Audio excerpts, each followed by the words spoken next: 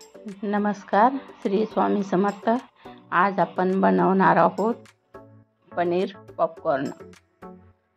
त्यासाठी साहित्य लागणारे पाहूया. पनीर घेतले आहे, त्याचे आपण छोटे छोटे पीस कट करून घेऊया.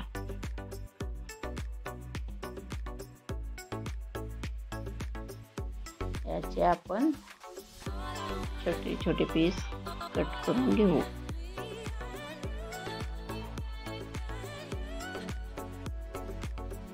आता यासाठी लागणारे आपण एक मोठं चिप्स पॉकेट घेऊया 20 रुपयाचं, आणि त्याचा आपण थोडा चुरा करून बारीक करून घेऊया.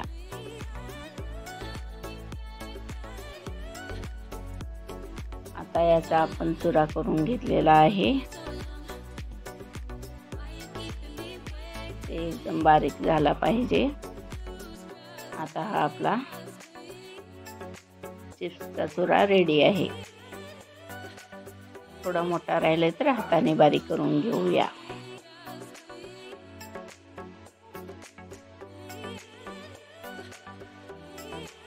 आता आपण दुसऱ्या बाउल मध्ये 4 चमचे बेसन घेऊया. 4 चमचे हिरा बेसन, 1 चमचा जिरे पूड, 1 चमचा धने पूड,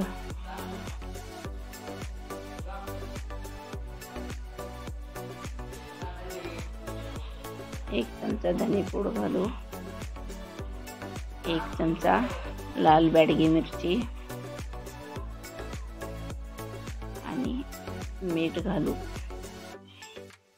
चवीनुसार मीठ घालू. अर्धा चमचा ओवा आणि थोडं चिली फ्लेक्स घालूया.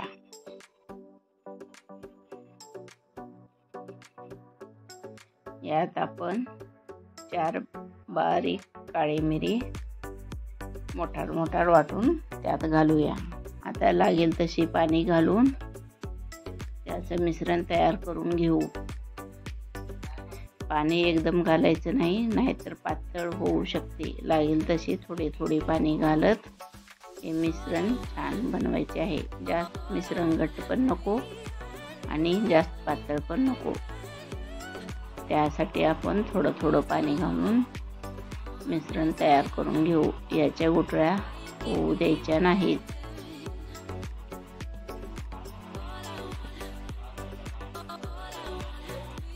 आता आपले मिश्रण एकसारखे करून घेऊ.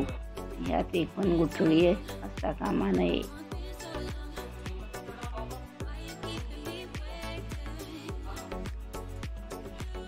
आता आपले मिश्रण चांगले एकजीव झालेले आहे. थोडं घट्ट वाटत आहे, त्यामुळे मी थोडे 1 चमचा पाणी टाकला आहे. जास्त पातळ नको व्हायला. आता आपण गॅसवर पॅन ठेवूया. त्यात तेल घालून तेल गरम करण्यासाठी ठेवू. आपण पीस रेडी करेपर्यंत तेल गरम होत आहे. आता आपण हे पनीरचे पीस बेसन पिठात घालून घेऊ.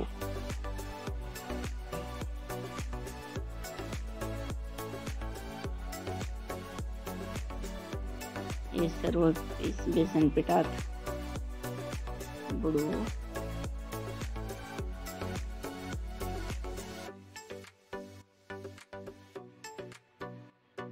आता या बेसनला सर्व बाजूने बेसन पीठ लावून घेऊ.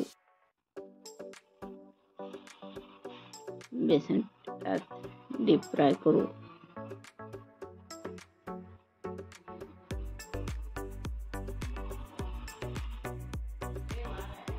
आता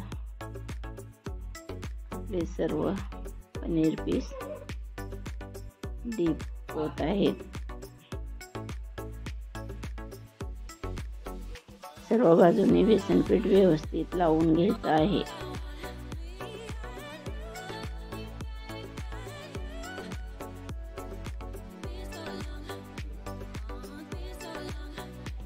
आता हे सर्व पीस चिप्सचा जो चुरा केला आहे त्याच्यात याला गुळवून घेऊ.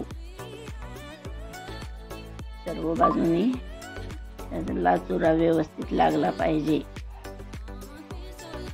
आणि हे आपण आता तेल गरम झालेलं आहे त्याला शॅलो फ्राय करून घेऊ. सर्व पीसला चिप्सचा चुरा लावून घेऊ.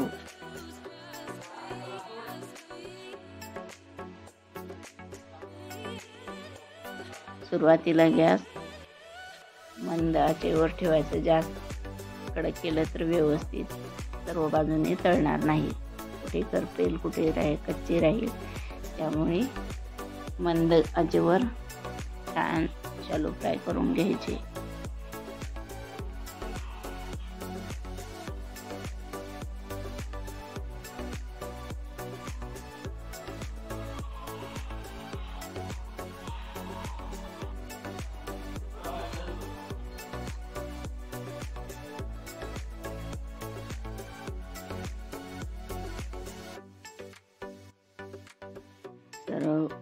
सर्व पीस तेलात फ्राय करण्यासाठी ठेवले आहे.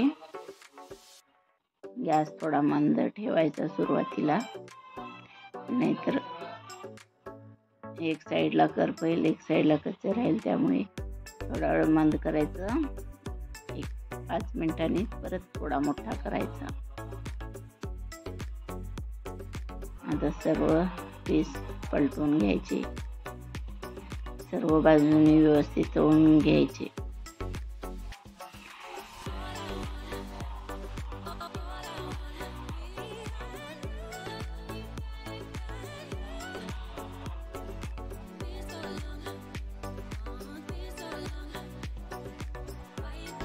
आता आपल्या फिशचा कलर बदलत आहे. हे शॅलो फ्राय झाले आहेत. आता आपले पनीर पॉपकॉर्न तयार झाले आहे. याचा रंग सुरेख आला आहे. सर्व बाजूने छान व्यवस्थित फ्राय करून झाले आहेत.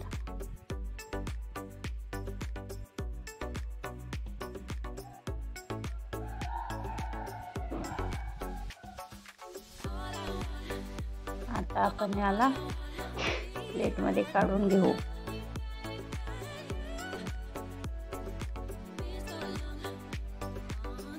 आपले सर्व पॉपकॉर्न तयार आहेत. त्यामुळे गॅस आपण बंद करू. सर्व पीस काढून घेऊ. कलर एकदम छान आला आहे. सर्व बाजूने व्यवस्थित फ्राय झाले आहेत.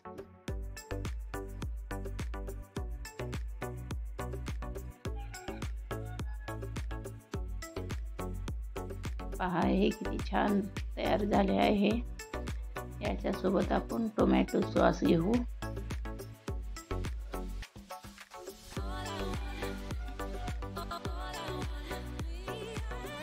आणि आता मी तुम्हाला एक पीस कट करून दाखवते आहे. हे आतून पण किती छान पनीर पॉपकॉर्न तयार झाला आहे. हे आपण सॉस सोबत सर्व करू. तुम्ही पण करून पहा आणि कमेंटमध्ये नक्की कळवा.